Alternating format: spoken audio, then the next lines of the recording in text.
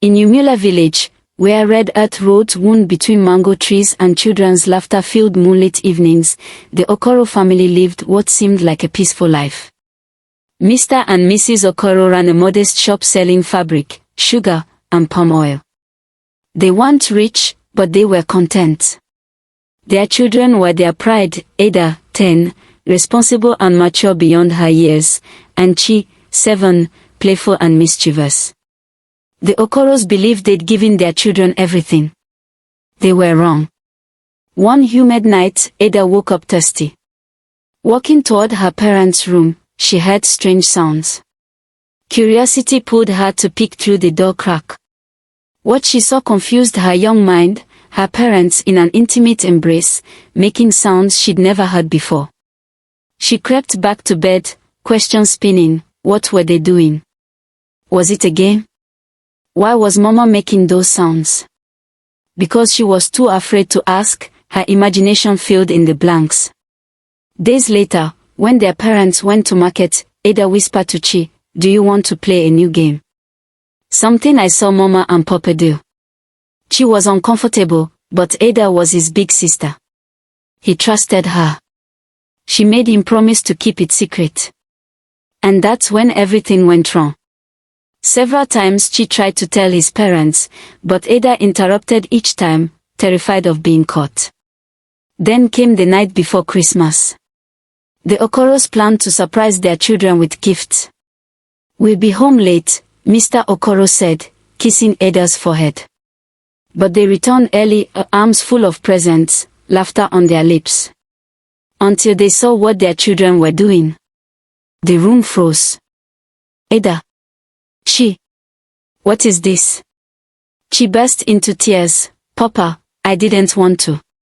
Ada said it was a game. Ada trembled. I only copied what I saw you and Mama do." The gift crashed to the floor.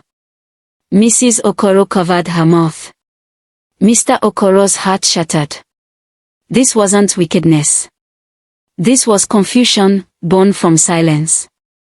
That night, they gathered their children with no anger, only sorrow. Mrs. Okoro spoke gently, "What you saw is private, only for husband and wife. You're too young to understand, and you must never try to copy it." Mr. Okoro added, "Children, there's a time for everything. Your time is for school, play, and learning. If something confuses you, come to us. Never keep secrets." Both children wept. Both felt relief wash over them. The Okoros made a vow, never again would they take their children's innocence for granted. Closing and call to action. Here's what most parents don't realize. Your child's silence isn't golden, it's dangerous. That question they didn't ask.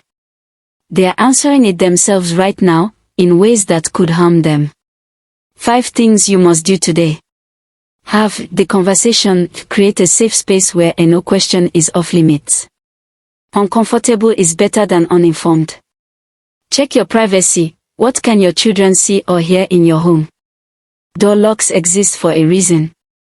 Watch for secrets. If your children suddenly become secretive with each other, investigate with love, not anger. Teach proper names and boundaries. Give them age-appropriate language for their bodies and clear rules about privacy and touch. Be the answer. If you don't teach them, someone else will, or worse, they'll teach themselves. Your next step. Tonight, before bed, tell your child, "You can ask me anything, and I promise to give you an honest, safe answer." Then actually do it. Because the Okoro family was lucky. They discovered the problem before permanent damage was done.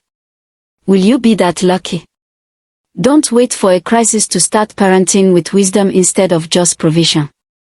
Share this story with a parent who needs to hear it. Tag someone below. Save a child's innocence today. Your children are watching. The question is, are you guiding what they see?